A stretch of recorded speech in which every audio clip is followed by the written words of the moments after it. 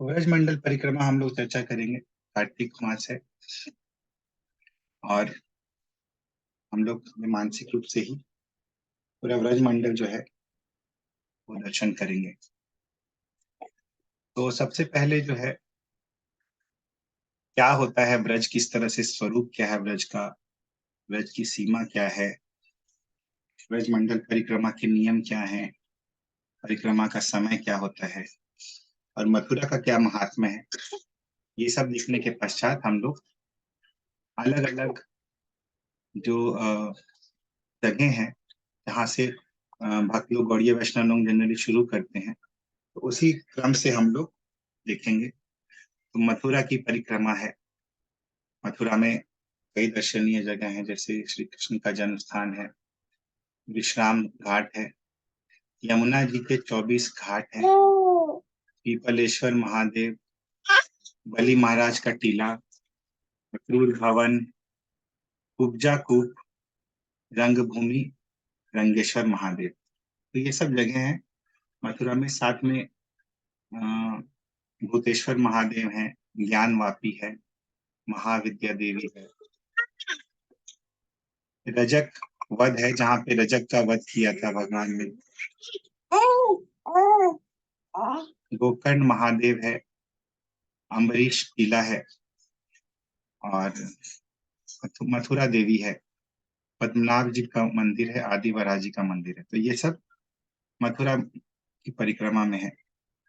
और उसके बाद जो भक्त लोग जाते हैं तो मधुवन जाते हैं। तो वृंदावन के ये सब प्रमुख 12 वन है ब्रजमंडल के। तो मधुवन, सालवन, कुमुदवन, बहुलावन, काम्यवन, कोकिलावन, भद्रवन, पांडिरवन, बेलवन, महावन और वृंदावन। तो ये सब जो है अलग अलग जगह है वृंदावन में, और हर जगह पे अलग अलग भगवान की लीलाएं हुई हैं। तो हम लोग शुरू करते हैं। जैसे जैसे हम लोग आगे जाएंगे वैसे वैसे हम लोग डिटेल में थोड़ा देखते जाएंगे। तो सबसे पहले ये जो पूरा ब्रज मंडल है, तो ब्रज का मतलब क्या है? तो ब्रज का मतलब बताते हैं आचार्यगण कि व्रजति गच्छति इति व्रजः। व्रजति यानी कि गच्छति, जहाँ पे घूमते हैं, जहाँ पे टहलते हैं, जहाँ पे चलते फिरते हैं, उसी को व्रज कहते हैं। तो नंद बाबा अपने गायों के साथ, बछड़ों के साथ, परिवार के साथ और परिकरों के साथ साथ जिन जिन स्थानों पर निवास करते थे वो स्थान व्रज कहलाता है। तो ये दूसरा मतलब है यहाँ पे बता रहे हैं कि ऐसे तो शाब्दिक अर्थ है कि व्रजति गच्छति इति व्रजः, जहाँ पे टहलते हैं, घूमते हैं, भ्रमण करते हैं भगवान, वो व्रज है। और दूसरा, नंद बाबा गायों, बछड़ों, परिवार और परिकरों के साथ जिन जिन स्थानों पर निवास करते थे वो व्रज कहलाता है। फिर आगे बताते हैं, व्रजंती गावः यस्मिन् इति व्रजः। गावः यस्मिन् व्रजंती, गाय जहाँ पे रहती हैं उसको व्रज कहते हैं। गाय में सब कुछ आ जाता है, गाय, गोपाल, गोप और गोपियां, जहाँ ये लोग विचरण करते हैं वो व्रज कहलाता है। तो भगवान स्वयं जहाँ पे ब्रजेंद्र नंदन श्री कृष्ण जहाँ पे विहार करते थे, घूमते थे, तो उसी को व्रज कहते हैं। तो भगवान अकेले नहीं, अपने परिकरों के साथ, विशेषकर श्रीमती राधा रानी के साथ नित्य विहार करते रहते हैं व्रज में। और यहाँ पे उनकी लीलाएं जो है सदैव नित्य लीला गतिमान रहती है। तो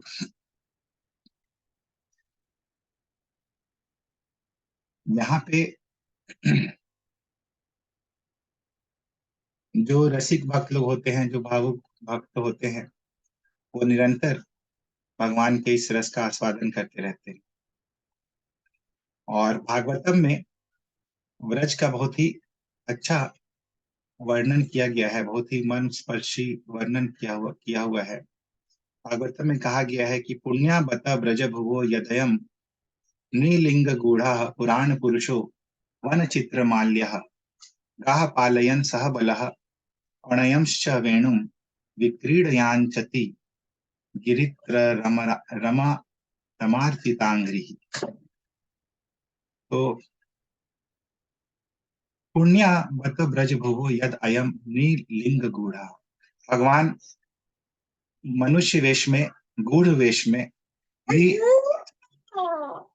नी यानी कि मनुष्य, तो मनुष्य वेश में भगवान जो है यहाँ पे रहते हैं ब्रज में। और पुराण पुरुष है भगवान, आद्यम पुराण पुरुषम नव यौवनम च। तो भगवान जो सबसे पुराने हैं, पुराण पुरुष जो है, वो यहाँ पे मनुष्य रूप में रहते हैं। वन चित्र माल्य, और वन चित्र माला, चित्र यानी कि रंग बिरंगे वन माला धारण करते हैं भगवान। गाह पालयन, और गायों को पालते हैं, इसके साथ सह बलह, बलराम जी के साथ। और क्वणयंश्च वेणुम, वेणुम क्वणंतम अरविंद दलाय ताक्षम, भगवान वेणु जो है वो बजाते बजाते इस तरह से विक्रीडयान चति, घूमते रहते हैं, विक्रीडता, खेलते हैं, घूमते हैं। और अलग अलग प्रकार की स्पोर्ट्स जो है, गेम्स जो है, उसमें भगवान मग्न होकर आनंद से प्रहार करते हैं। गिरित्र रामार्चितांघ्रि, और रमा अर्चित अंग्रि, रमा के द्वारा, लक्ष्मी जी के द्वारा जिनके चरण कमल पूजे जाते हैं, रमा अर्चित अंग्रि, वही चरण कमल जो है इस पूरे व्रजभूमि में हर जगह पे, चप्पे चप्पे पे भगवान के चरण चिन्ह जो है व्याप्त हैं। तो इस कारण से व्रज भूमि में, पूरे व्रजमंडल में किस चीज का महात्म्य सबसे ज्यादा है?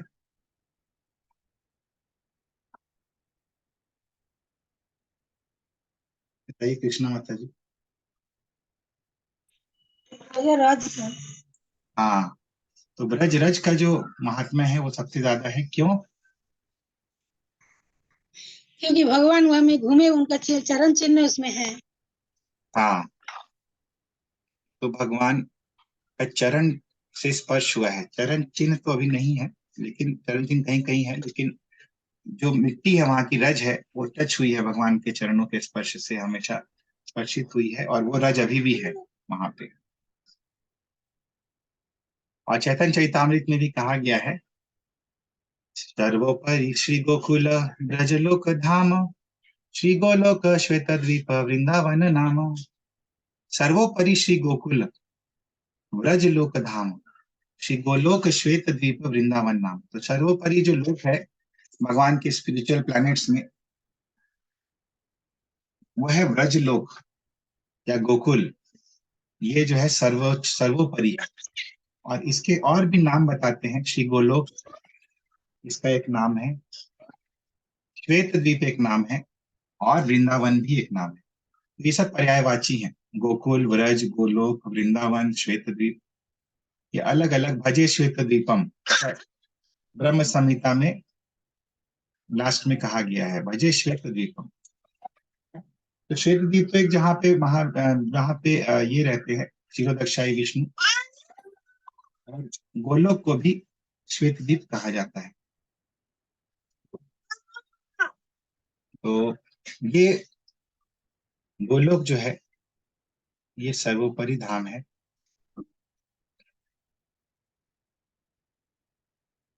और ब्रह्म संहिता में बताया गया है कि सहस्र पत्र कमलम गोकुलाख्यम महत्पदम तत्कर्णिकार तद्धाम तद अनंतांश संभवम। ये जो गोकुलाख्यम महत्पदम, महत्पद यानी कि जो सर्वोच्च डेस्टिनेशन है जिसका नाम है गोकुल, गोकुल नाम का ये जो महत् पद है, तो सहस्र पत्र कमलम, ये सहस्र यानी कि हजारों पंखुड़ियों वाले कमल के जैसा है। और तत्कर्णिकार तद्धाम, और उसी के कर्णिका में जो बीच वाला जो वर्ल्ड होता है, जो बीच का कमल का जो हिस्सा होता है, उसी में भगवान जी का धाम है, भगवान जी विराजमान है। तद अनंत अंश संभवम, ये ब्रह्म संहिता में कहा गया है। तो ये हम लोग कहाँ देखते हैं ये चीज की, कमल के बीच में भगवान जी रहते हैं, कमल रूपी धाम के बीच में।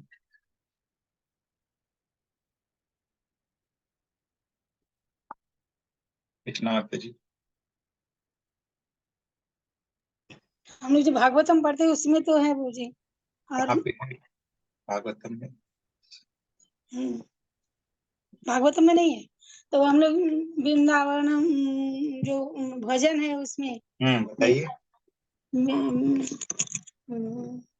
वृंदावन रम्य स्थान दिव्य स्थान चिंतामणि धामा, दिव्य चिंतामणि धाम रतन मंदिर मनोहर।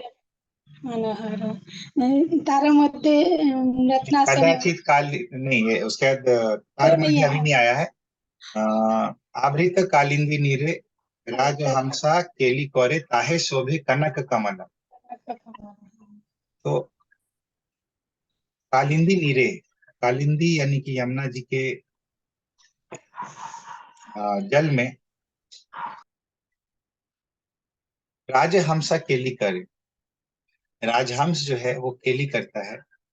ताहे शोभे कनक कमल, और वहां पे एक कनक यानी गोल्डन लोटस फ्लावर है, कनक कमल। उसके बाद है वो चीज, बताइए। तार मध्य तार तार मध्ये रत्नासने नहीं, वो उसके बसिया पहले, गोरी उसके पहले, वो तो बाद में है। तार मध्य हेमपीठ अष्टदल वेष्टित, अष्टदले प्रधान नायक।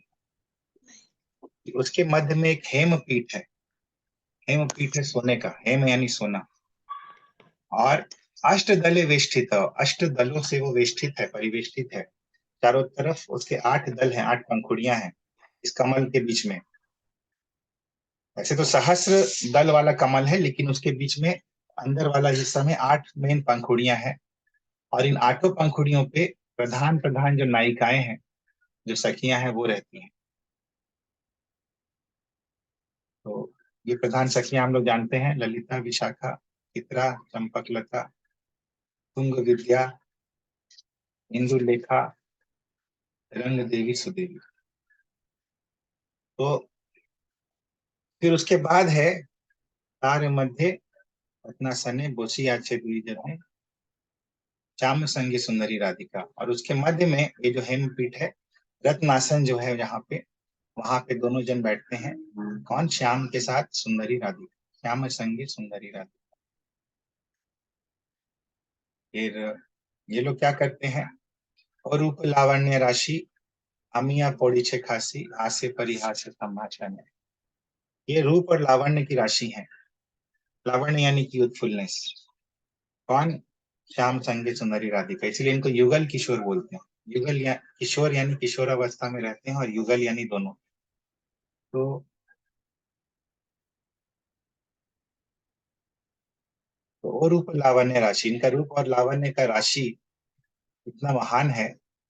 आमी या पोड़ीछे खासी, हास्य परिहास संभाषण है। जब ये लोग संभाषण करते हैं, बातें करते हैं, तो ऐसा लगता है कि अमृत के छींटे पड़ रहे हैं, अमृत ऐसे बरस रहा है जब इनका संभाषण होता है। ये नरोत्तम दास को है, नित्य लीला सुख मोय, सदाई स्फुरुप मोर मने। नरोत्तम दास ठाकुर बोलते हैं कि जो नित्य लीला चलती रहती है आप लोगों की, जो सुखमय नित्य लीला है, सदाई मोर मने स्फुरक, सदा मेरे मन में स्फुरित होती रहे।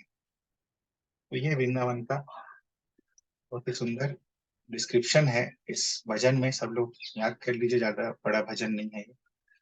अब पूरे line by line, step by step बताया गया है इसमें, किस तरह से धाम है भगवान जी का और वहां पे क्या होता है। तो आगे चलते हैं। तो सहस्र पत्र कमलम गोकुलाख्यम महत्पदम तत्कर्णिकार तद्धाम तदनंतांश संभवम। ऐसा ब्रह्म संहिता में वर्णन दिया गया है गोलोक के बारे में। तो वैकुंठ के ऊपरी भाग में गोलोक है और सेम गोलोक जो है पृथ्वी लोक में ये ब्रजमंडल के रूप में विद्यमान है। सेम गोलोक है, दोनों में कोई भेद नहीं है। तो बृहद भागवतामृत में सनातन गोस्वामी भी बोले हैं कि यथा क्रीडति तद भूमौ गोलोकेपि तथैव सः अधा ऊर्ध्वतया भेदो नयोः कल्पयेत केवलम। तो यथा क्रीडति तद तद अभूमौ, तो जिस प्रकार भगवान इस भूमि में क्रीडति लीलाएं करते हैं, तथैव गोलोके पि सह सह तथा एव गोलोके अपि, भगवान जो है उसी प्रकार गोलोक में भी लीलाएं करते हैं।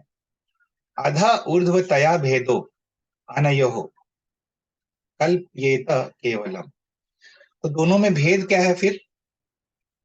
दोनों में ये जो भूमि में गोलोक है और जो गोलोक धाम है, बोलते हैं कि बस दोनों में एक ही भेद है कि एक अधा है और एक ऊर्ध्वतया है, एक नीचे है और एक ऊर्ध्व यानी ऊपर है, वैकुंठ से भी ऊपर। यही दोनों में भेद है। कल्पयेत केवलम, केवल यही भेद है, बाकी और क्वालिटी में कोई डिफरेंस नहीं है। जो ब्रजमंडल है, जो वृंदावन धाम है, और जो भगवान का गोलोक धाम स्पिरिचुअल वर्ल्ड में है, केवल यही भेद है कि एक ऊर्ध्व लोक में है वैकुंठ से भी ऊपर और एक भूमि पे है पृथ्वी लोक पे है, और कोई भेद नहीं है। तो जीव गोस्वामी भी बोलते हैं कि श्री वृंदावनस्य प्रकाश विशेषो गोलोकत्वम तत् तत्र प्रापंची कलोक प्रकट। तो श्री वृंदावनस्य प्रकाश विशेष, ये प्रकाश है वृंदावन का ही।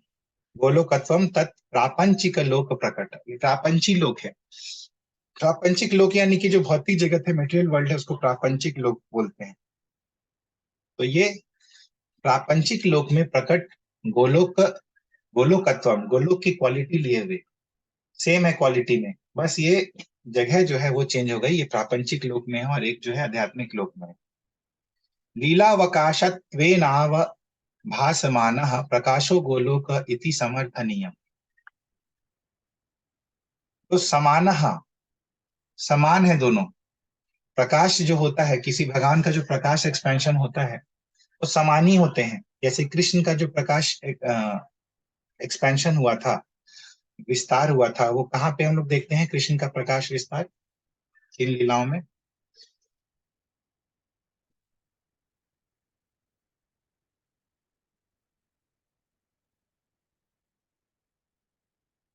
ब्रह्म विमोहन लीला में जो ब्रह्म विमोहन लीला में, राइट। तो भगवान अनेक अनेक रूपों में प्रकाशित हो गए थे। और प्रकाश जो तत्व होता है उसका क्या ये रहता है कि वो जो मूल भगवान होते हैं उससे कोई भिन्न नहीं होते हैं, सेम होते हैं। प्रकाश यानी कि सेम, वो ना अंश है ना कला है, वो प्रकाश है। प्रकाश मतलब कि ना अंश ना कला। और कहाँ पे होता है भगवान का प्रकाश का उदाहरण भगवान की लीलाओं में?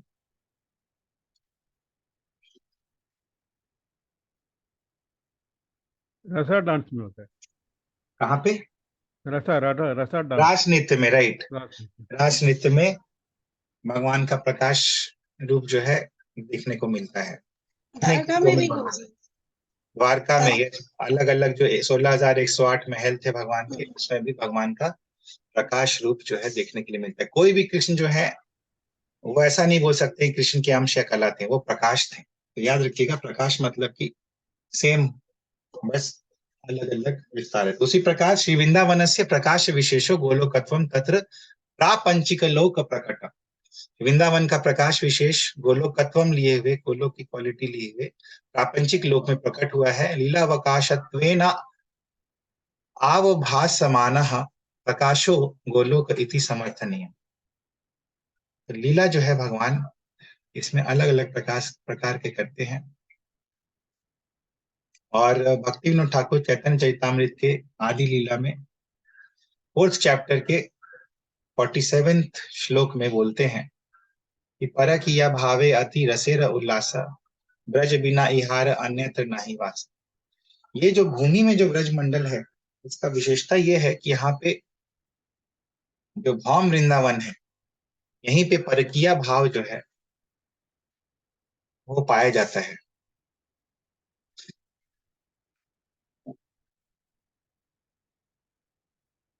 तो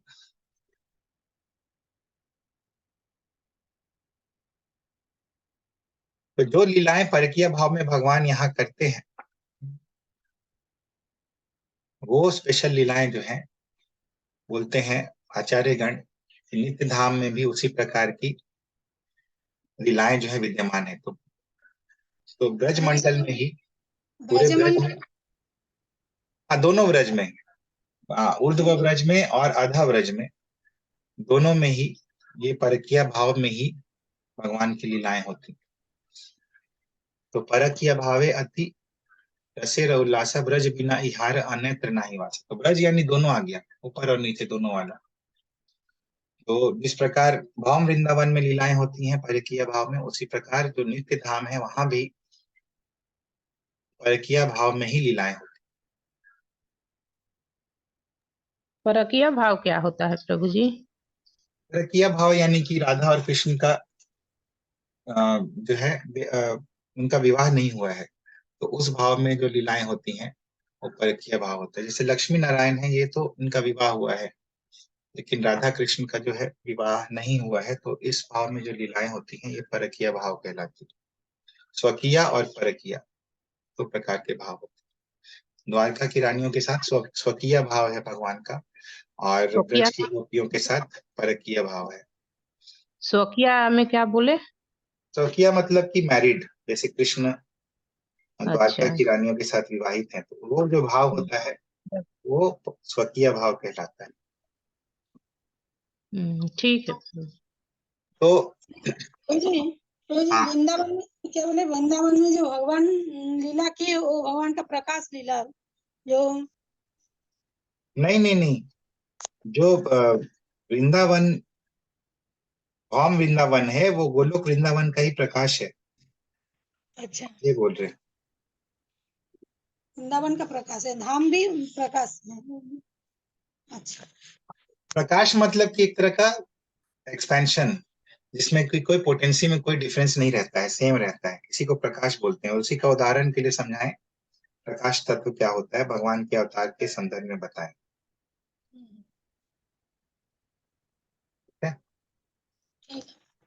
तो कृष्णदास कविराज गोस्वामी चैतन्य चरितामृत में आदि लीला के 3rd चैप्टर में बोलते हैं कि अष्टाविंशम चतुर्युगे द्वापरेर शेषे ब्रजेर सहित हय कृष्णेर प्रकाशे। कि अष्टाविंशम चतुर्युगे,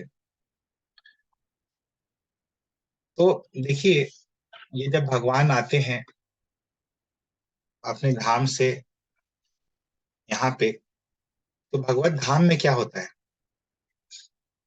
वहां भगवान रहते हैं कि नहीं रहते हैं गोलोक वृंदावन में? भगवान का नित्य लीला चलते रहे जी, वहाँ में भी भगवान है। तो यहाँ पे कृष्ण है और वहां पे कृष्ण है, तो क्या है? इधर प्रकाश है, उधर कृष्ण है। ऐसा प्रकाश जब होता है तो हम लोग डिस्टिंग्विश नहीं करते हैं। तो दोनों तरफ कृष्ण है। ठीक है। तो अष्टाविंशम चतुर्युगे द्वापर एरा शेषे ब्रजेर सहित है कृष्णेर प्रकाशे। तो अष्टाविंश चतुर्युगी चतुर्युग जो होता है, अष्टाविंश चतुर्युग कौन सा है?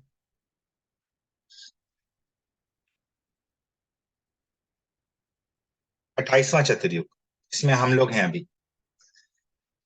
तो उसके जो द्वापर युग आता है उस चतुर्युग में, वो जब शेष रहता है, यानी कि जब थोड़ा सा बचा रहता है द्वापर युग, तो ब्रजेर सहित होय कृष्णेर प्रकाशे, तो ब्रज के साथ कृष्ण का प्रकाश जो है वो होता है। तो ब्रजेर सहित यानी ब्रज का भी प्रकाश होता है और कृष्ण का भी प्रकाश होता है। तो दोनों कृष्ण जो है वो सेम है।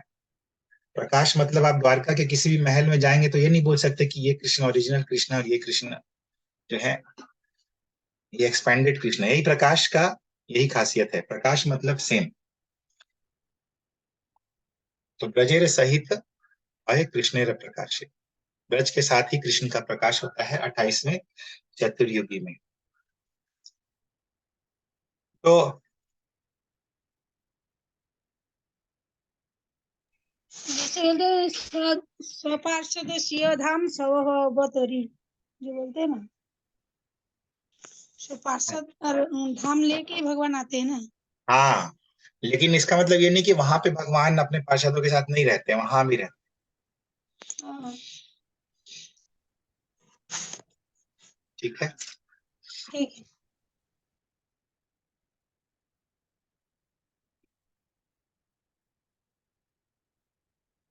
लेकिन देखिए दोनों जगह परकीय स्थिति है, भगवान का लीला है। लेकिन जो गोलोक वृंदावन है उससे भी ज्यादा रसमय रस जो है यहाँ पे है धाम वृंदावन। तो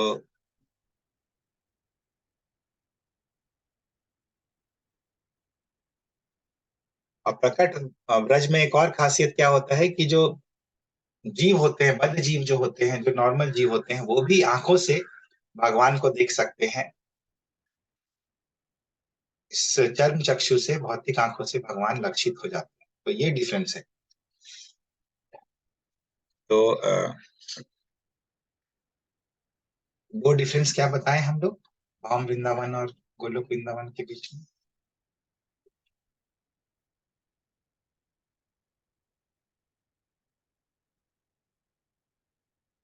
बताइए गीता माता जी। दोनों में अंतर बताना है प्रभु जी। हाँ, दो अंतर अभी डिस्कस किए। बताइए पापा। एक ऊपर एक नीचे, एक ऊर्ध्व एक अध, और दूसरा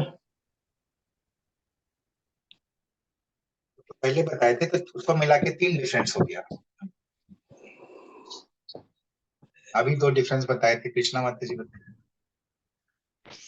तो हम सुने बाबू जी जो वहाँ में चारों चक्कू में, जड़ा चक्कू में भी भगवान को दर्शन होता है। Yes, right.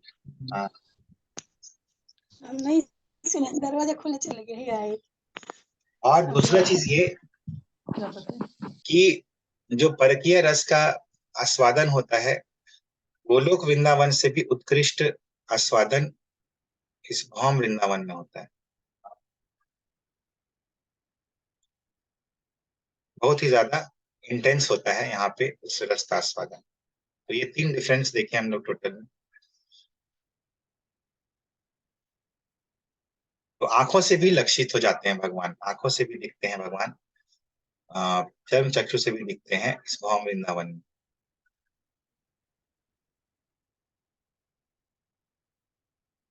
तो अभी क्या होता है कि जो भौतिक जगत में भगवान अभी हम लोग को नहीं दिखते हैं, साधारण लोगों को नहीं दिखते हैं अभी। तो अभी भगवान अपने प्रकट रूप में नहीं दिखते हैं, लीला उनके प्रकट रूप में नहीं दिखती है।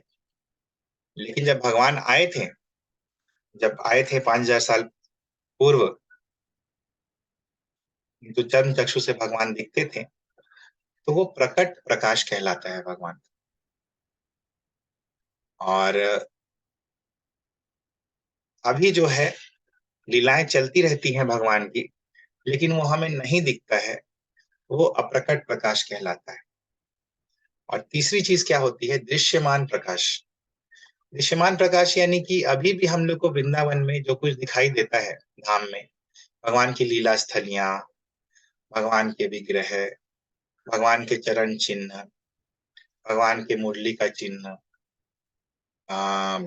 राधा रानी का मुकुट का चिन्ह, ये सब जो भी चीजें दिखाई देती हैं, बरसाना धाम, ब्रज की रज, वृंदावन धाम, तो ये सब जो भी चीजें दिखाई देती है इसको दृश्यमान प्रकाश कहते हैं। 3 प्रकार की चीजें जो है भगवान की भौतिक जगत में या प्रपंच जगत में दिखाई देती है। क्या होती हैं वो 3 चीजें?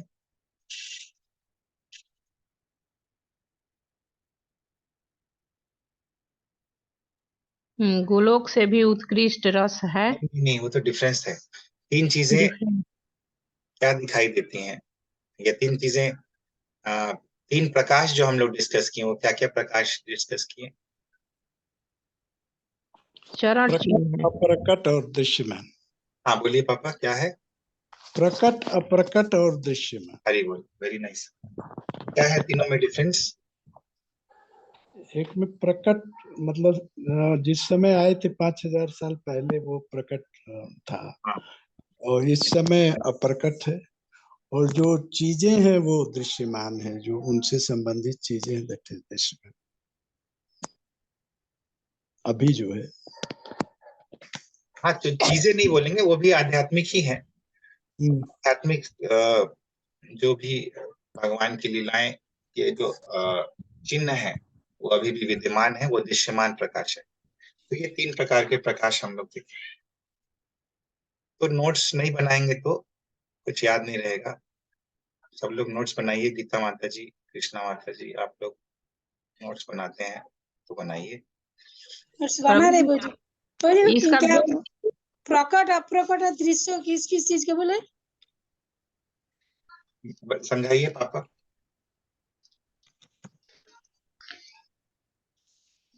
प्रकट के मतलब उनकी लीलाएं प्रकट रूप से चर्म चक्षु से देख सकते हैं, उसको प्रकट होगा। जब भगवान यहाँ वो 5000 साल पहले आए थे, जब उनके चर्म चक्षु से लीलाओं को लोग देख पाते थे, तो वो भगवान का प्रकट प्रकाश था। ठीक है, आगे। और आज के समय में भगवान की लीलाएं हो रही है, मगर हम लोग चर्म चक्षु से नहीं देख, तो वो प्रकट अप्रकट हो जाएगा।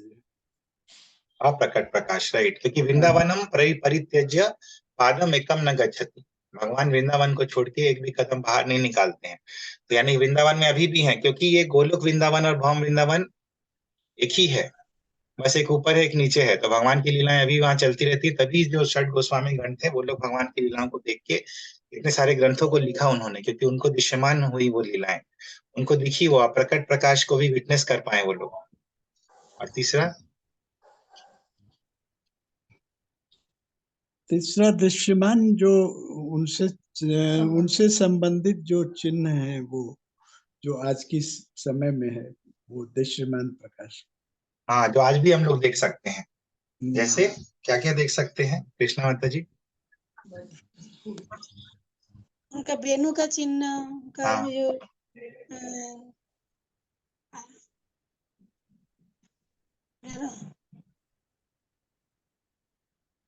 का चरण चिन्ह, चरण चिन्ह, और ब्रज का जो ब्रज गिरिराज का रज, गोवर्धन। ब्रज का रज, ब्रज के वृक्ष। तो ब्रज के वृक्ष जो है ये भौतिक नहीं है, ये आध्यात्मिक है। चिंतामणि प्रकर सदमसु कल्प वृक्ष, ये कल्प वृक्ष है। तो ये अभी दृश्यमान प्रकाश है ये। तो सब लोग होप नोट कर रहे हैं। बताइए कमला माता जी, क्या 3 प्रकार के प्रकाश हैं? चिन्ह बताना है। प्रकाश, 3 प्रकार के प्रकाश। प्रकट प्रकट प्रकाश, प्रकट अप्रकट, और दृश्यमान दृश्यमान। हाँ, राइट, ऐसे ही। दृश्यमान दृश्यमान मैंने जो अभी भी दिखता है, हम लोग ब्रजमंडल में अभी जाते हैं दिखता तो अभी भी दिखता है। भगवान का थाली, भोजन थाली में भगवान का भोजन का प्लेट दिखता है जो शेयर किए थे। तो वो सब जो है दृश्यमान प्रकाश है। ठीक है, तो ये सब इम्पोर्टेंट कॉन्सेप्ट्स हैं, हम लोग समझते हैं ये सब। जब आचार्यों से सुनते हैं। जी, वेणु और चिन्ह कहाँ में है अभी? कौन सा चिन्ह? वेणु जो बांसी का जो चिन्ह। वेणु का चिन्ह बहुत जगह है। आप ये जो दामोदर राधा दामोदर मंदिर में जाएंगे, वहां पे जो शिला दी गई थी सनातन गोस्वामी को, उसमें भी भगवान का वेणु का चिन्ह है, भगवान का चरण चिन्ह है, और गाय का खुर का चिन्ह है। हाँ। तो इस प्रकार भगवान कई जगह पे चरण, अपने चरण चिन्ह छोड़ के गए हैं। अभी भी जब वृंदावन में गया था तो वहां पे भी बहुत जगह चरण पहाड़ी जिसको बोलते हैं, तो वहां पे भगवान के चरण चिन्ह अभी भी हैं। तो ये सब दृश्यमान प्रकाश है। भगवान के चरण चिन्ह भी स्पिरिचुअल है, और इसीलिए वो भी दृश्यमान है, अभी देख सकते हैं हम लोग अपने आंखों से। वृंदावन वृंदावन की जो रज है वो भी स्पिरिचुअल है। वृंदावन के जो वृक्ष हैं वो कल्प वृक्ष हैं। वृंदावन के जो पत्थर हैं वो चिंतामणि है। तो कैसे दिखेगा हम लोग को? ऐसे नहीं दिखेगा, ऐसे लगेगा कि अरे ये क्या है, मतलब ये तो बिल्डिंग्स दिखेंगे और ये सब दिखेगा। जब हम लोग प्रेमांजन छुरित भक्ति विलोचनेन, प्रेम रूपी अंजन के द्वारा जब ऐसी दृष्टि से हम लोग देखेंगे तभी वृंदावन दिखेगा हम लोग को, नहीं तो हम लोग को बस बिल्डिंग्स दिखेंगी, रोड्स दिखेंगे, दुकानें दिखेंगी, वैसा। तो अभी आगे चलते हैं हम लोग। वृंदावन धाम या गोलोक धाम के संबंध में ब्रह्म संहिता में कहा गया है, लास्ट वाले जो लाइन हम लोग जो रिसाइट करते हैं, लास्ट वाला, उसमें कहा गया है, श्रियः कान्तः कान्तः परम पुरुषः कल्पतरुः रोमा भूमिश्चिंता मणिगणमहितोऽयमृतम्। श्रियः कान्तः कान्तः, श्रियः कान्तः, जो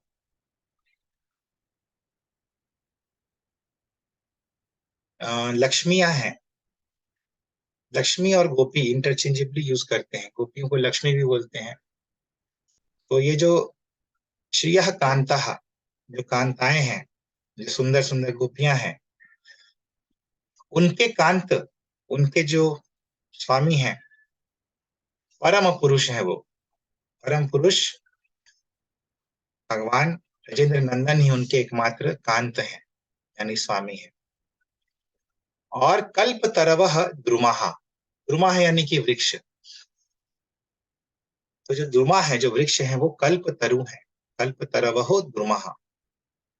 भूमि ही चिंतामणि गणमयी, चिंतामणियों का जो गण, चिंतामणि जो होती है, अगर बहुत सारी चिंतामणियां ऐसी फेंकी हुई हैं और उनकी जो श्रृंखला होती है, उसी को मिलके वहां की भूमि बनती है। चिंतामणि से बनी है वहां की भूमि, चिंतामणियों से बनी है। और तोयम अमृतम, और वहां का जो जल है वो अमृत है। कहाँ? भगवत धाम का। और जब भी भगवत धाम हम लोग बोले, जरूरी नहीं है बस गोलोक धाम के बारे में नहीं बोल रहे हैं हम लोग भौम वृंदावन के बारे में भी बोल रहे हैं, क्योंकि दोनों हम लोग देखें कि दोनों में कोई डिफरेंस नहीं है, केवल 3 डिफरेंस है जो कि हम लोग डिस्कस किए।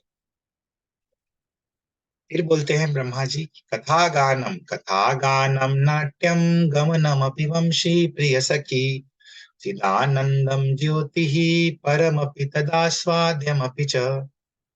कथा गानम, वहां पे जो बात करते हैं लोग, ये कथा जो वर्ड है, हम लोग बस बोल, कथा मतलब हम लोग को लगता है स्टोरी, लेकिन बंगाली में जो कथा का मतलब है वही कथा का एक्चुअल मतलब होता है। कथा का मतलब क्या होता है बंगाली में? कथा मतलब बोलने का ये ढंग है। कथा मतलब बात। बात। वहां का जो बात है, गानम, वो गान है। एक्चुअली वहां पे जब लोग बात करते हैं तो ऐसे सिंपल जैसे हम लोग बात कर रहे हैं वैसे बात नहीं करते हैं, हमेशा राग में बात करते हैं, ट्यून में बात करते हैं। कथा गानम, नाट्यम गमनम अपि, वहां पे जब लोग गमन करते हैं, चलते हैं, तो ऐसे प्लेन सिंपल सिंपल नहीं चलते हैं। कैसे चलते हैं?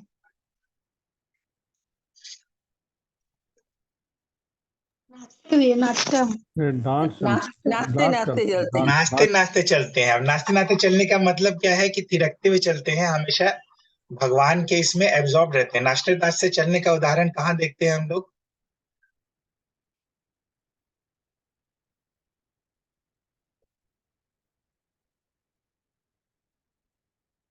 हम लोग देखते हैं ना, संकीर्तन जब होता है, चैतन्य महाप्रभु चलते हैं, नाचते नाचते चलते हाँ, हैं, वही मैं बोलने वाली, चैतन्य महाप्रभु। डूले डूले गौर चांद हरि गुण गाए, गा भी रहे हैं नाच भी रहे हैं। वैसे ही चैतन्य महाप्रभु क्या दिखला रहे हैं? चैतन्य महाप्रभु दिखलाते हैं किस तरह से गोलोक धाम में ऐसे चलते हैं, लुकाते हुए नाचते, पूरे पूरा बिल्कुल मगन रहते हैं, भगवान में मग्न रहते हैं, चित्त उनका बिल्कुल रमा हुआ रहता है, हमेशा डांस करते हुए, ग्वाल बाल भी चलते हैं ऐसे डांस करते हुए, फुदकते फुदकते उछलते कूदते। तो डांस मतलब वैसा डांस किसी भी तरह का हो सकता है। गोपियां जो है नृत्य करती हैं भगवान की इसमें, और बच्चे भी बिल्कुल फुदकते फुदकते निश्चिंत होके, कोई चिंता नहीं होती वहां पे ना, इसीलिए वैकुंठ है, कोई कुंठा नहीं होती। गमनमपि नाट्यम गमनमपि वंशी प्रिय सखी, और भगवान की प्रिय सखी कौन है? बंसी प्रभु जी, बंसी। वंशी, भगवान की वंशी को यहाँ पे प्रिय सखी बोलते हैं। तो वंशियों से भी गोपियों को बहुत बार द्वेष होता है, ईर्ष्या होती है कि वंशी हमेशा भगवान के साथ लगी रहती है, हम लोग जो है अलग अलग रहते हैं। चिदानंदम ज्योति ही परम अपि तदास्वाद्यम अपि च, चिदानंदम ज्योति, और ये चिद आनंद में प्रकाश स्वरूप है भगवान का धाम। परम अपि तद आस्वाद्यम अपि च, तो ये जो परम पदार्थ है, जो चिदानंद पदार्थ है, वही आस्वाद्यम है, वही आस्वादनीय है या भोग्य है। ये भौतिक पदार्थ भोग्य नहीं है, लेकिन हम लोग को टेस्ट जब तक मिलेगा तभी हम लोग को समझ में आएगा कि ये जो आध्यात्मिक पदार्थ है वही वास्तव में भोग्य है। जैसे हम लोग भगवान की कथा जो है वो श्रवण करते हैं, तो वास्तव में भोग्य वस्तु यही है, जिसको सुनने से, जिसका कीर्तन करने से, जिसको बोलने से हमें असली आनंद मिलता है। हमारा मन जो है बिल्कुल वैकुंठ हो जाता है, बिना कुंठा के हो जाता है। एटलीस्ट जब तक कथा सुनते हैं, हम लोग सब ये ऑब्जर्व किए हैं कि जितनी श्रद्धा से और ध्यान से कथा सुनते हैं हम लोग, उतना हमारा मन जो है वो आनंदित हो जाता है। तो इसीलिए बोलते हैं परम अपि, ये परम तत्व ही आस्वाद्यम है, इसका आस्वादनीय है या भोग्य है। स यत्र क्षीराब्धिः स्रवति सुरभिभ्यश्च सुमहान्, स यत्र क्षीराब्धिः, जहां पे क्षीर समुद्र है। ये क्षीर समुद्र कैसे बन गया? स्रवति सुरभिभ्यश्च सुमहान्, सुरभिभ्यः, सुरभिभ्यः यानी कि सुरभियों से, स्रवति, सुरभियों से ये दूध निकल निकल के ये दूध का समुद्र बन गया। समुद्र कैसा? वहां पे दूध जो है प्रवाहित होते रहता है, दूध का कुछ यही नहीं रहता है, अथाह नहीं रहता है, अथाह दूध जो है वहां पे प्रभावित होते रहता है। तो निमेषार्धाख्यो वा व्रजति नहीं यत्रापि समय, यत्र यानी जहां पर समय जो काल होता है, निमिष अर्ध आख्यो वा न व्रजति, निमिष यानी जो पलके झपकाने में जितना समय लगता है उसे निमिष बोलते हैं। निमिष अर्ध यानी कि उसका आधा समय, उसका हाफ, तो पलक झपकने में जितना समय लगता है उसका आधा समय भी यत्र न व्रजति, जहां बीतता नहीं है, यानी यहाँ समय बीतता ही नहीं है। वहां पे ये जो फोर्थ डायमेंशन है टाइम का, वो फोर्थ डायमेंशन है ही नहीं। ये समय का डायमेंशन कब आता है? भौतिक जगत में आता है। क्यों आता है? क्योंकि भगवान ये जो प्रधान है, ये जो प्रधान जब तक विराजमान रहता है, प्रधान में भी समय का डायमेंशन नहीं रहता है। जब ये जो पूरा इनएक्टिवेटेड स्टेट में, डीएक्टिवेटेड स्टेट में रहता है भौतिक जगत प्रधान के रूप में, तो उसमें समय का डायमेंशन नहीं होता है। समय का डायमेंशन तब आता है जब भगवान उसमें दृष्टिपात करते हैं, तो समय भी उसमें आ जाता है। तो वहां समय नहीं बीतता है। समय नहीं बीतता है, इसका मतलब क्या होता है? क्या देखते हैं हम लोग इसका उदाहरण?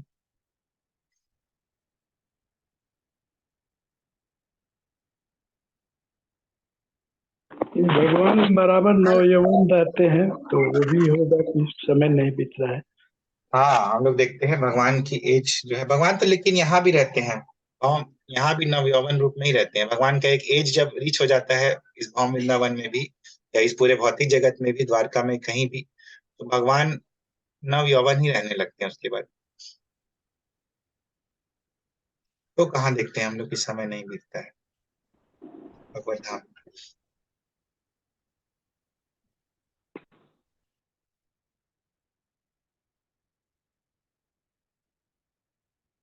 तो भगवान ही नहीं, भगवान के जितने भी पार्षद हैं वहां पे, नंद बाबा, यशोदा मैया, और जितने भी लोग हैं, पूरे सभी लोग जो है एक से रहते हैं। क्योंकि भगवान का तो देखिए कि समय पृथ्वी पे भी देखिए तो नव यौवन रहते हैं भगवान। और भगवान एक्चुअली इस भौम वृंदावन में एक पर्टिकुलर एज जो है, एक आयु जो है, उसको पहुंच के भगवान, उसके बाद भगवान, उसके बाद और उनका उम्र नहीं बीतता है। और वो आयु क्या है? 15 साल 9 महीने 7.5 दिन। ठीक है, 15 साल। हाँ, 15 साल 9 महीने 7.5 दिन। और ऐसी राधा रानी का भी 14 साल कुछ महीने। तो इस एज पे जब रीच हो जाते हैं भगवान, पहुंच जाते हैं इस भौम वृंदावन में, या भौम जगत में, इस पृथ्वी जगत में, तो भगवान की आयु नहीं बीतती है। लेकिन गोलोक धाम में भगवान हमेशा उसी आयु में रहते हैं। जो आयु यहाँ पे पहुंच के नहीं बीतने लगती है भगवान की आयु, वही आयु में वहां रहते हैं भगवान भी। और भगवान के पार्षद भी जिस जिस आयु में है उसी आयु में रहते हैं। नंद बाबा हमेशा वहां पे उसी अवस्था में रहते हैं, यशोदा मैया भी उसी अवस्था में रहती है, भगवान के पार्षद भी उसी अवस्था में रहते हैं, राधा रानी की सखियां भी उसी अवस्था में रहती है। ठीक है, इसीलिए निमिषार्धाख्यो वा व्रजति नहीं यत्रापि समय, यत्र समय निमिषार्धाख्यो वा न व्रजति, भजे श्वेत द्वीपम तमहमिह गोलोकमितियम। ऐसे श्वेत द्वीप गोलोक को, श्वेत द्वीप यहाँ पे गोलोक के लिए बोलते हैं, गोलोक को श्वेत द्वीप भी कहते हैं, जैसा हम लोग देखें। तो उस तम श्वेत द्वीपम गोलोकम अहम भजे, मैं भजता हूँ, मैं सेवा करता हूँ, मैं प्रणाम करता हूँ इस गोलोक को, जहाँ पे आधे निमिष के लिए भी समय नहीं बीतता है, जहाँ पे सुरभियों के द्वारा श्रावित दुग्ध से क्षीर का समुद्र बन जाता है, जहाँ चिदानंद ज्योति के रूप में धाम हमेशा प्रकाशित रहता है, जहाँ पे जो आस्वादनीय भोग्य वस्तु है वो मिलती है, जहाँ पे जो बातें होती हैं वो गान के रूप में होती है, जहाँ पे चाल जो होती है लोगों की वो नृत्य के रूप में होती है, और जहाँ पे वृक्ष जो है वे कल्प तरु हैं, और जहाँ पे भूमि जो है वो चिंतामणि है, जहाँ का पानी जो है वो अमृत के समान है। हम लोग एक्चुअली ब्रजमंडल गए थे एक जगह, तो वहां का जब हम लोग जल पिए थे, तो जल वहां का नारियल पानी लगता है वैसा लग रहा था।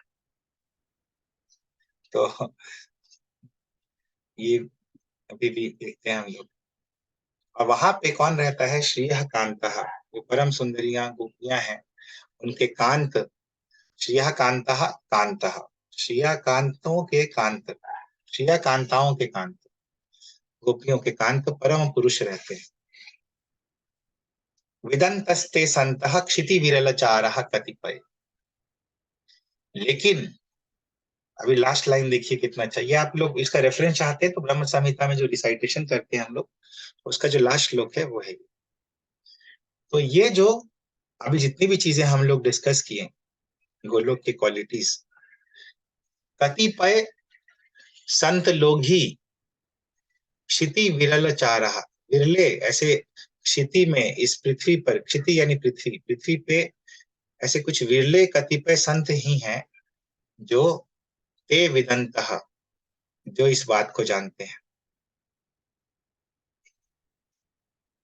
तो इस जड़ जगत में कुछ विरले साधु व्यक्ति ही इस धाम को, इस भौम वृंदावन को, इस ब्रज मंडल को, जो कि मथुरा मंडल भी कहलाता है, उसको इस रूप में दर्शन कर पाते हैं, उनको ये दिखता है।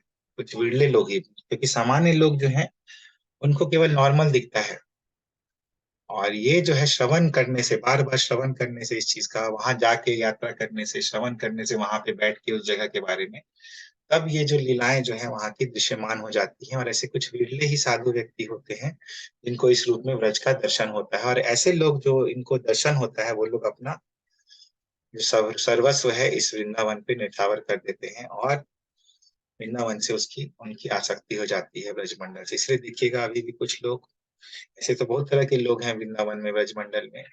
कुछ लोग भौतिक कारणों के कारण भी हैं, लेकिन बहुत सारे ऐसे भी संत महात्मा हैं जो कि वहां जाने से पता चलेगा, एक्चुअली वहां जाके उनका दर्शन करके, ऐसे कुछ लोग हैं जिन्होंने अपना सब कुछ दे दिया। जैसे एक प्रभु जी वहां पे थे जो कि पांडव गंगा नाम से एक जगह है, वहां पे आके वो रहते थे और वो सब कुछ छोड़ के वहां पे रहने लगे। और वहां की सेवा करते करते उस स्थान को बहुत ही रमणीय बना दिया उन्होंने, बहुत ही सुंदर बना दिया। और उनको तो स्वयं दर्शन भी हुआ है देवी जी का, महाधाम की देवी का। और देवी ने उनको आके कुछ कुछ कहा भी। तो ऐसे ऐसे संत लोग भी मिल जाते हैं वहां पे, जो कि इस प्रकार वहां जिनको दर्शन होता है अभी भी। लेकिन ऐसे संत लोग विरले होते हैं, इसीलिए कहा गया है कि विदंतस्ते संतः क्षिति विरल चारः कतिपय। कतिपय यानी कि कुछ ही, विरले, क्षिति यानी पृथ्वी पर क्षिति पर कुछ ही विरले कतिपय संत ही ते विदंतः जान पाते हैं इस गोलोक धाम को, बाकी लोग नहीं जान पाते।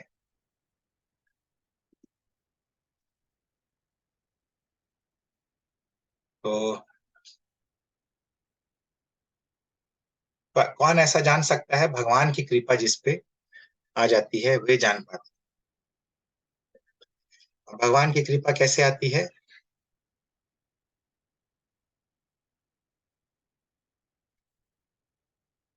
भक्तों का सेवा से। भक्तों की सेवा से।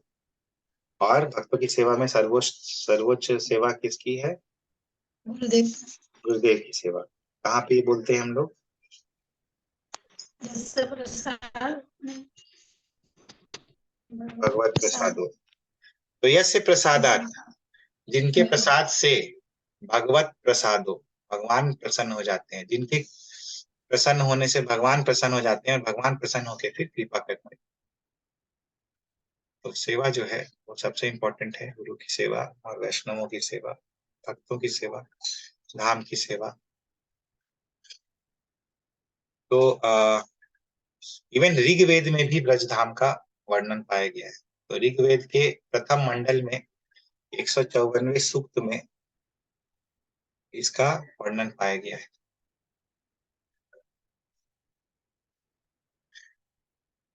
एक मिनट कीजिएगा।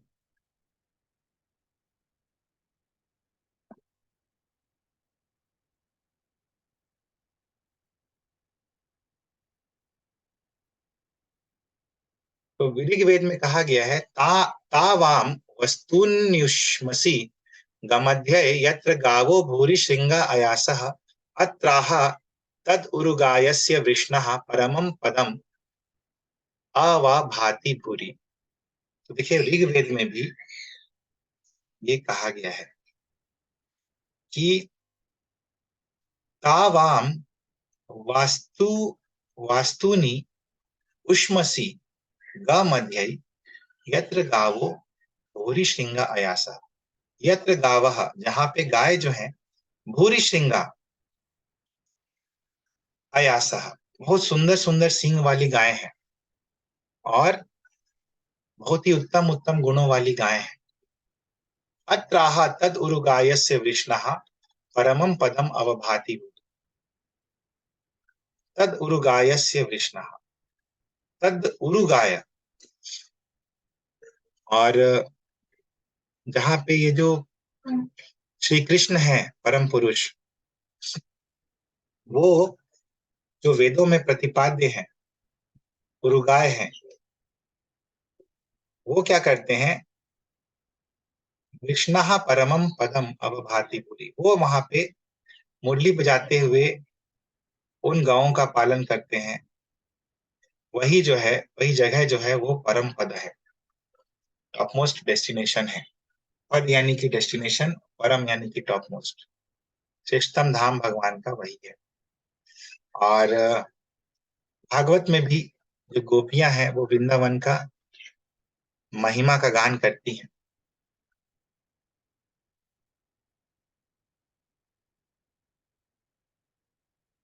तो भागवतम में 10वां स्कंद में 21वां अध्याय के 10वें श्लोक में गोपियां बोलती हैं, वृंदावनम सखी भुवो वितनोति कीर्तिम, यद्देवकी सुत पदाम्बुज लब्ध लक्ष्मी, गोविंद वेणुमनुमत्त मयूर नृत्यम, प्रेक्ष्याद्रिसान्वरतान्य समस्त सत्वम। तो बोलती है कि हे सखी वृंदावनम, सखी हे सखी वृंदावनम भुवो वितनोति कीर्तिम, ये जो वृंदावन है ये कीर्तिम भुवः कीर्तिम वितनोति, इस पूरे पृथ्वी में जो है कीर्ति का विस्तार कर रहा है। कैसे? यत देवकी सुत पदाम्बुज लब्ध लक्ष्मी, क्योंकि उस पे देवकी सुत कौन है?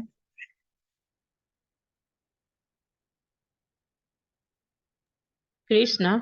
कृष्ण। भगवान कृष्ण। तो देवकी सुत का पदाम्बुज यानी कि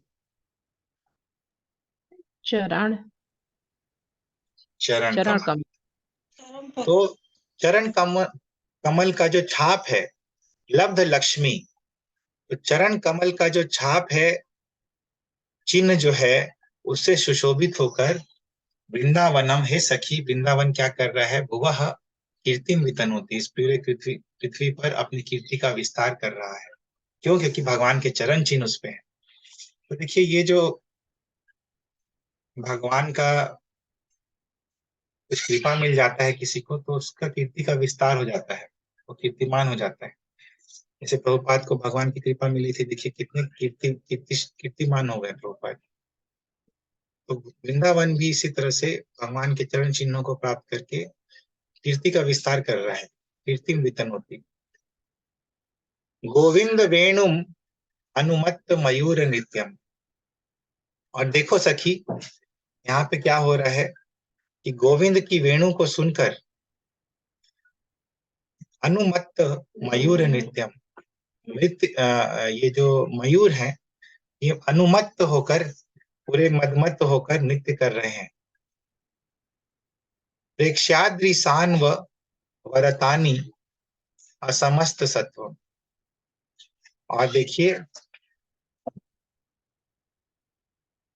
बाकी जो है प्रेक्ष्य, बाकी लोग भी जो कि अद्रि सानु अव रतानी, जो इस अद्रि यानी इस गोवर्धन में जो बाकी प्राणी भी रहते हैं, वो भी इसको देखकर क्या होते हैं? वो भी जड़वत हो जाते हैं, वो भी जड़वत हो जाते हैं, उनमें स्तंभित हो जाते हैं। तो ये जड़वत हो जाना और स्तंभित हो जाना, ये कहाँ पे हम लोग देखे थे? ये जो अष्ट विकार होता है प्रभु जी, उसमें देखे थे। में एक विकार है स्तंभन, यानी जड़ जैसा हो जाना, मतलब आदमी जैसा है उसी स्टेट में रह गया, इतना उसमें, ये भी अष्ट सात्विक विकार में एक विकार होता है। तो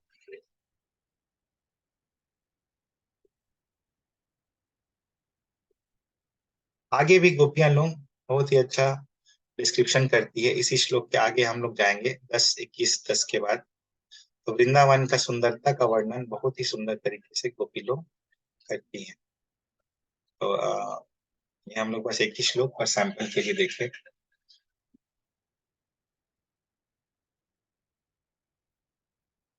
ऋग्वेद से श्लोक है मुझे, हाँ, ऋग्वेद से दिया हुआ श्लोक। नहीं नहीं, ये तो भागवत का ही हम लोग देखे ना, 10:21-10 अच्छा 10:21 तो गोपी लोग बोल रही है। तो भगवान की ये जो भूमि है, भगवान का जो धाम है, तो यहाँ पे भगवान के तीनों गुणावतार, भगवान तीनों रूप में यहाँ पे विद्यमान है, ब्रह्मा, विष्णु और शिव जी। ये हम लोग देखते हैं। ब्रह्मा जी के रूप में कहाँ है?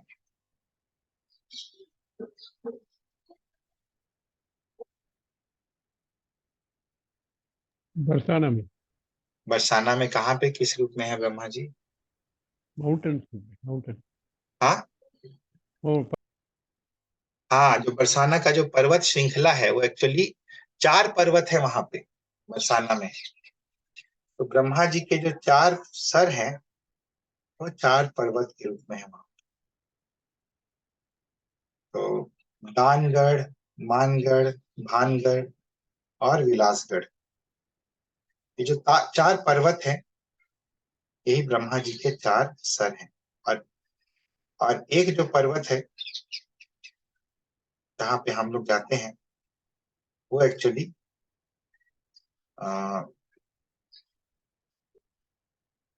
वहीं पे उसी पर्वत के ऊपर राधा रानी का, लाडली लाल जी का मंदिर है। तो ब्रह्मा जी के 4 मुख जो है, मानगढ़, विलासगढ़, दानगढ़ और भानगढ़, इस रूप में है ब्रह्मा जी। और शिव जी किस रूप में है? मानगढ़, विलासगढ़, दानगढ़ और भानगढ़। भानगढ़ और भानगढ़, चारों पर्वत जो है बरसाना में है।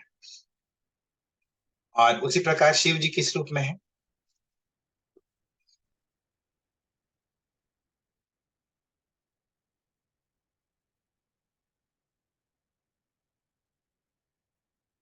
बताइए सनातन प्रभु जी।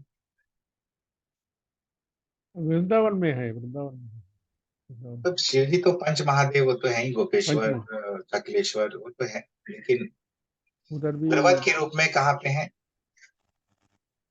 वृंदावन में भरता पर्वत के रूप में है नंदीश्वर के रूप में, नंदीश्वर। नंदग्राम में। नंदी तो नंदगांव जो पर्वत पे, आप लोग नंदगांव जो जाते हैं, जिस पर्वत के ऊपर है, वो पर्वत जो है नंदीश्वर है, तो शिव जी हैं एक्चुअली। और विष्णु के रूप में है कहाँ पे? गिरिराज गोवर्धन। हाँ, गिरिराज गोवर्धन। तो ये जो है वृंदावन में 3 रूप में ब्रह्मा, विष्णु, महेश इस प्रकार रहते हैं। और वृंदावन में इस प्रकार भगवान के भक्त भी रहते हैं। जैसे उद्धव जी रहते हैं। उद्धव जी कहाँ पे रहते हैं वृंदावन में? कुसुम लता सरोवर के तट पर। कुसुम सरोवर, हाँ। हाँ, कुसुम सरोवर के तट पर तीर्ण गुल्म लता के रूप में निवास करते हैं। और स्वयं भगवान क्या करते हैं? वत्स के रूप में, बछड़े के रूप में ब्रज भूमि में जो घास होती है, तृण इत्यादि होते हैं, उसका आस्वादन करते हैं। तो ये वृंदावन का, भगवान को इतना पसंद है वृंदावन।